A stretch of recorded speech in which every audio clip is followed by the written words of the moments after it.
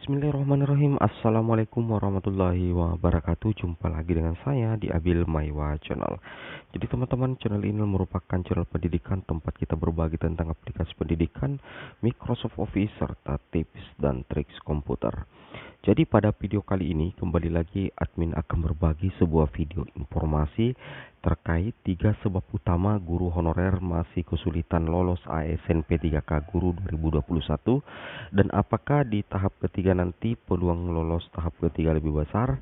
Oke teman-teman ya, tanpa berbasa-basi lagi, kita langsung saja ke informasinya.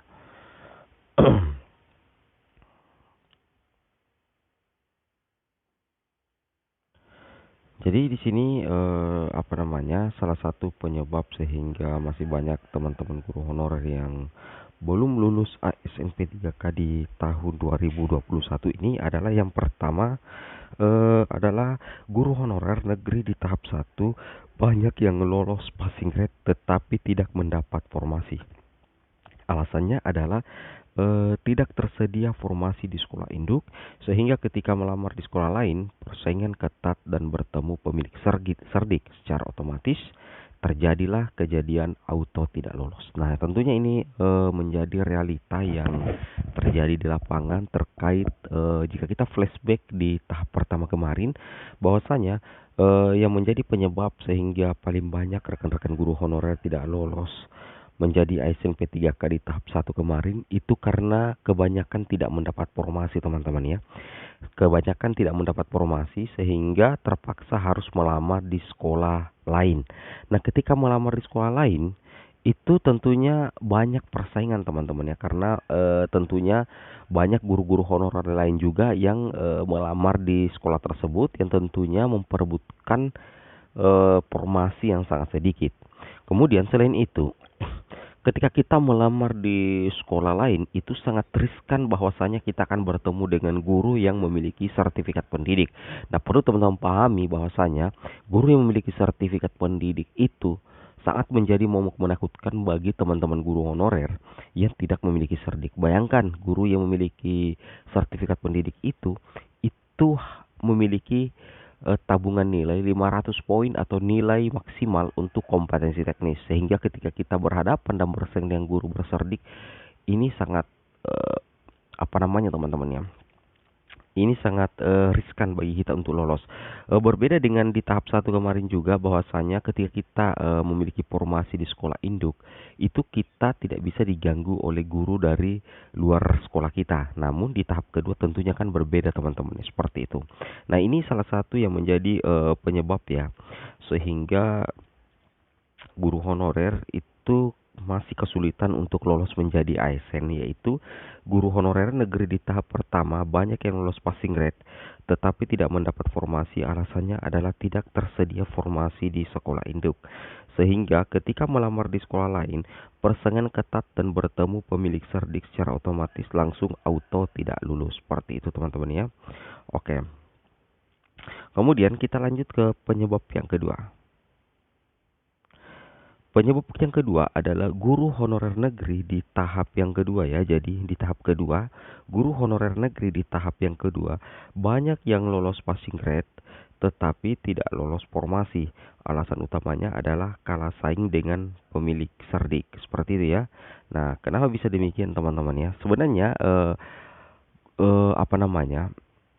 Istilahnya di tahap kedua ini adalah momentum bagi guru-guru honorer untuk menjadi ASN P3K, dan terbukti guru honorer atau rekan-rekan sekalian itu banyak yang bekerja keras untuk bisa lolos passing grade, dan terbukti hampir keseluruhan ya, banyak sekali teman-teman guru honorer ya, banyak sekali teman-teman guru honorer di tahap kedua ini, fakta teman-teman ya, banyak sekali teman-teman kita di tahap kedua ini yang berhasil lulus passing grade.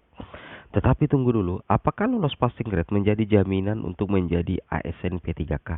Tentunya belum teman-teman ya. Kenapa? Karena sesuai fakta yang kami dapatkan di lapangan, banyak sekali teman-teman yang lolos passing grade tetapi tidak lolos formasi. Nah, kenapa bisa tidak lolos formasi? Alasannya itu kembali lagi teman-teman ya. Alasan utamanya adalah kalah saing dengan pemilik sertifikat pendidik. Nah, seperti itu ya. Kemudian kalah saing dengan teman yang lain. Nah, karena misalkan anggaplah begini ya, di sekolah A misalkan di tahap kedua ya, ini kita istilahnya berbicara terkait dengan tahap kedua.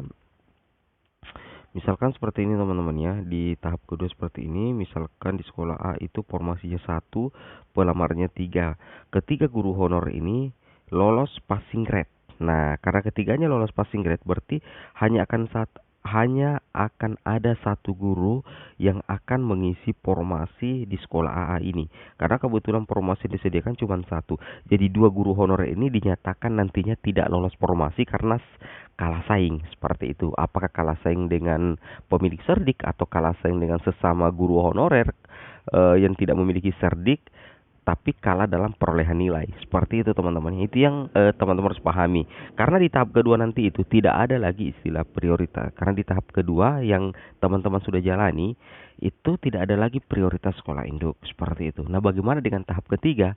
Tentunya lebih parah lagi teman-teman. Karena ini sudah lintas kabupaten ya. Di tahap ketiga nantinya. Seperti itu. Kemudian kita lanjut lagi. Kemudian bagian C, penyebab yang ketiga adalah di tahap kedua, formasi yang diperebutkan semakin sedikit. Nah, jadi di tahap kedua juga tentunya di tahap ini yang kita sudah jalani teman-teman ya, bahwasanya di tahap kedua formasi yang diperebutkan semakin sedikit. Ini sesuai fakta ya, karena sudah banyak teman-teman yang menempati formasi di tahap pertama. Jadi secara otomatis formasi di tahap kedua itu semakin sedikit dan diserbu oleh guru honorer negeri. Tentunya bukan hanya guru honorer negeri yang bisa ikut di tahap kedua ya, tetapi guru swasta, kemudian lulusan PPG, hingga dikenal dengan istilah tarung bebas. Nah, pemilik serdik tentunya berada di posisi yang sangat menguntungkan. Seperti itu ya, ini menjadi realitas ya, bahwasanya di tahap kedua itu yang kita baru-baru sudah jalani itu kan tarung bebas teman-teman. Itu tarung bebas. Bukan hanya misalkan dalam satu sekolah itu ada 4 formasi. Ada 4 formasi yang ingin dilamar ya. Istilahnya di situ bukan hanya guru honor negeri yang bisa melamar, tetapi bisa juga guru swasta lulus PPG, nah, seperti itu. Dan kebanyakan guru swasta dan lulusan PPG tentunya memiliki serdik. Nah, ini yang menjadi persoalan teman-teman ya, sehingga masih banyak teman-teman guru honorer yang tidak lolos ASN P3K karena kalah saing di tarung bebas di tahap kedua P3K guru, seperti itu. Kemudian kita lanjut lagi. Nah, di sini kita berikan sedikit pemahaman bahwasannya di Permenpan RB pasal 37 untuk seleksi kompetensi tahap ketiga nantinya teman-teman itu dapat diikuti oleh pelamar dengan kriteria sebagai berikut. Yang pertama, pelamar dari THK 2 yang tidak lolos seleksi kompetensi 1 dan 2. 2. B. Guru non-ASN yang terdaftar di Dapodik yang tidak lulus seleksi kompetensi 1 dan 2. C. Guru swasta yang terdaftar di Dapodik yang tidak lulus seleksi kompetensi 2. Dan D. Lulusan PPG yang tidak lulus seleksi kompetensi 2. Seperti itu teman-teman ya. Nah, kemudian kita lanjut lagi sedikit tambahan informasi di sini.